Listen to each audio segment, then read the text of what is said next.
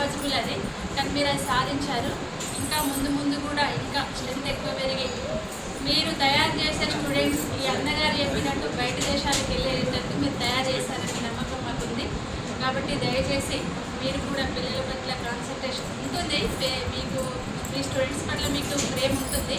కాకపోతే కొన్ని విషయాలు తెలియజెప్పాల్సింది ఏంటంటే నేను స్వీయ అనుభవంతో చెప్తున్నాను. చాలామంది పిల్లలకి మ్యాథ్స్ అంటే ఒక రకమైన భయం ఉంటుంది. కారణం ఏంటంటే ఇప్పుడు వచ్చిన పిల్లలు దాదాపు కరోనా బేసిక్ నుండి వస్తుంది.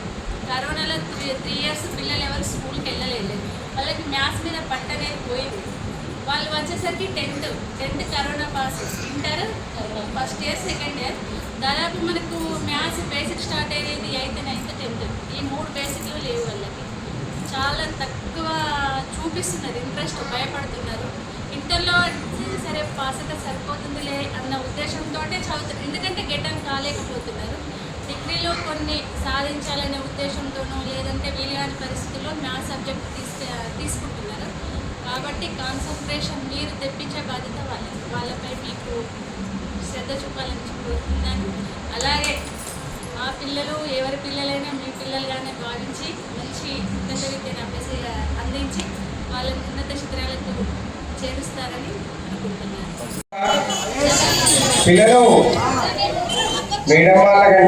నేతాజీ డిగ్రీ కళాశాలలో బతుకమ్మ వేడుకల్ని ఘనంగా నిర్వహించడం జరిగింది. దీనికి పట్టణంలోని పుర ప్రముఖులందరినీ ఆహ్వానించడం జరిగింది.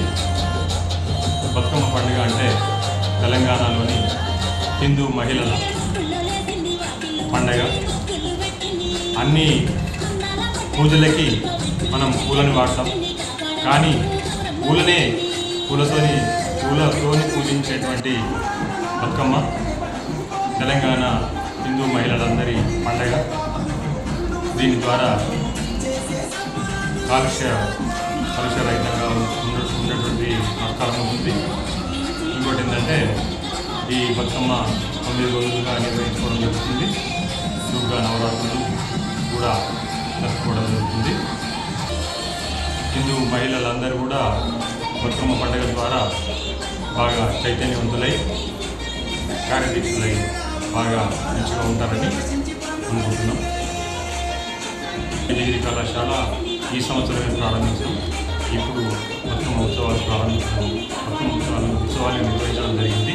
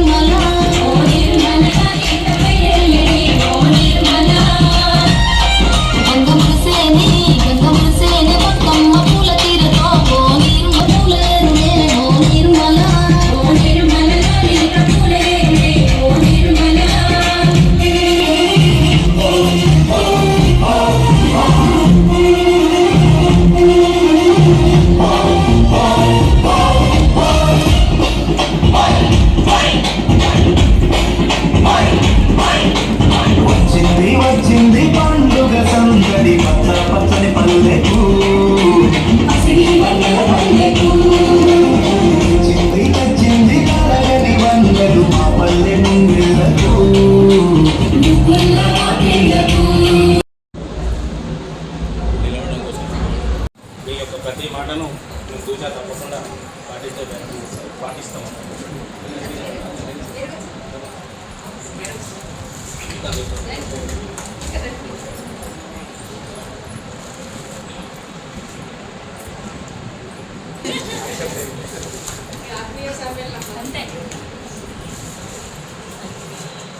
కాలేజీ యాజమాన్యం కూడా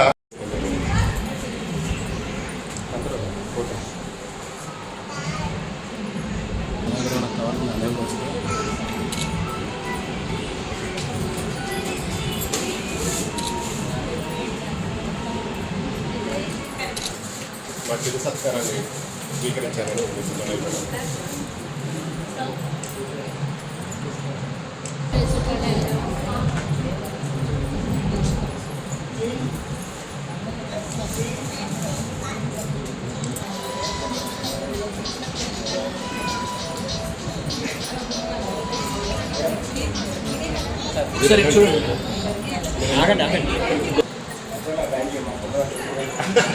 ఇటు చూడండి ఒక్కసారి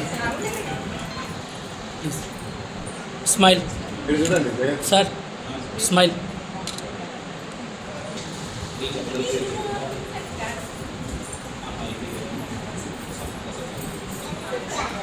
చూడండి